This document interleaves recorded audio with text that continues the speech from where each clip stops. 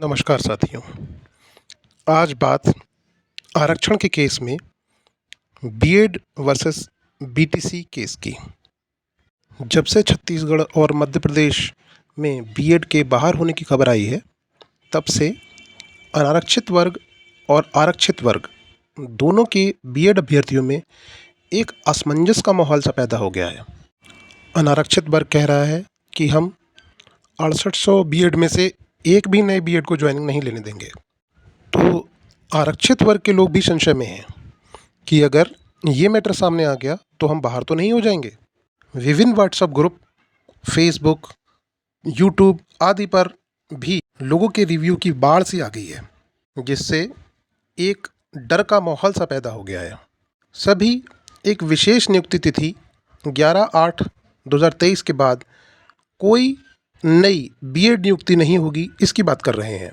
तो 69,000 भर्ती में शामिल अनारक्षित और आरक्षित वर्ग दोनों के अभ्यर्थियों को सबसे पहले डबल बेंच का ऑर्डर कम से कम 2 बार पढ़ना चाहिए और समझना चाहिए कि ये केस आरक्षण का है, ना कि बीएड बीटीसी का।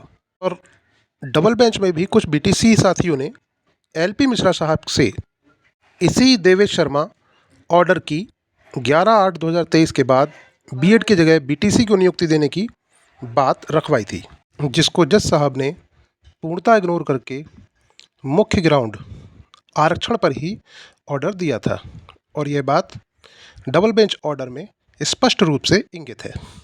दूसरी महत्वपूर्ण बात, जो भी नए लोग आरक्षण का पालन करके लिस्ट में आएंगे वो सभी 69,000 पदों के अंतर्गत ही आएंगे, क्योंकि 68 लिस्ट तो सिंगल बेंच में ही रद्द हो गई थी। अतः अब कोर्ट से जो भी होगा वो समस्त 69,000 पदों पर ही होगा। और 69,000 पदों पर बीएड बीटीसी केस का ऑर्डर पहले ही आ चुका है। ऑर्डर क्या है सबको पता है। हाँ, यदि सरकार ही कोई लिस्ट जारी करती है तब अवश्य 69,000 प्लस पदों पर बात बनी रह सकेगी। अब अगर पूरे 69,000 पर केस करेंगे तो पहले आप खुद की ही नियुक्ति तारीख पर प्रश्न चिन्ह लगा रहे होंगे और पुनः 8/4/2024 के आदेश के विरुद्ध जाएंगे, जिस पर गुड्डू सिंह की रिव्यू याचिका भी 1 अगस्त 2024 को अभी डिस्पोज ऑफ हो चुकी है। तब आपके केस का क्या होगा समझ सकते हैं। अब बात आई सामान्य वर्ग के जो अभ्यर्थी बाहर हो रहे हैं उनकी। तो पहले तो इन अभ्यर्थियों को समझना चाहिए कि ये अभी बाहर हुए ही नहीं हैं, क्योंकि ना तो सरकार ने आपको बाहर किया है और ना ही आप सुप्रीम कोर्ट से केस हार गए हो। और हार मान भी ली है तो भी आपको अभी बीएड बीटीसी केस में से बचना ही चाहिए, क्योंकि अगर सरकार ने समायोजन जैसी कोई पॉलिसी बनाकर एडजस्ट करने की योजना बनाई, जो कि सरकार हर मंच पर कहती आ रही है, और इधर आपने बीएड बीटीसी केस जीत भी लिया तो भी आपको बड़ा नुकसान हो जाएगा, क्योंकि इसके प्रभाव में 69,000 से बाहर समायोजित साथियों की कुल संख्या में से बीएड को दिक्कत होने के अवसर बनेंगे, जो आपके साथ ही आपके वर्ग के वो साथी होंगे जो कालांतर में समायोजन पर कोई भी आ जाते ही आपका भरसक सहयोग करने के लिए आपके साथ खड़े होंगे।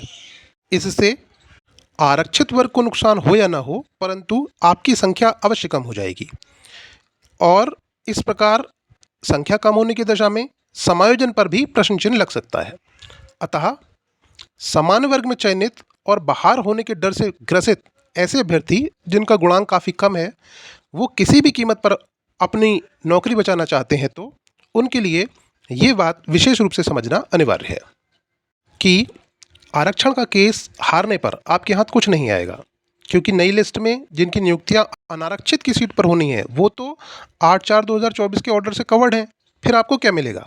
अतः केवल आरक्षण केस सही से लड़ने अथवा 67 की लिस्ट बचाने पर ही मुख्य फोकस करें। इधर आरक्षित वर्ग के साथी भी बीएड बीटीसी केस से अधिक अपने आरक्षण के केस को जीतने पर ध्यान केंद्रित करें।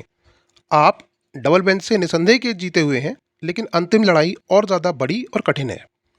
अतः अपने सभी साथियों को अहमियत देते हुए योजनाबद्ध कार्य करें। शुभकामनाएं व धन्यवाद।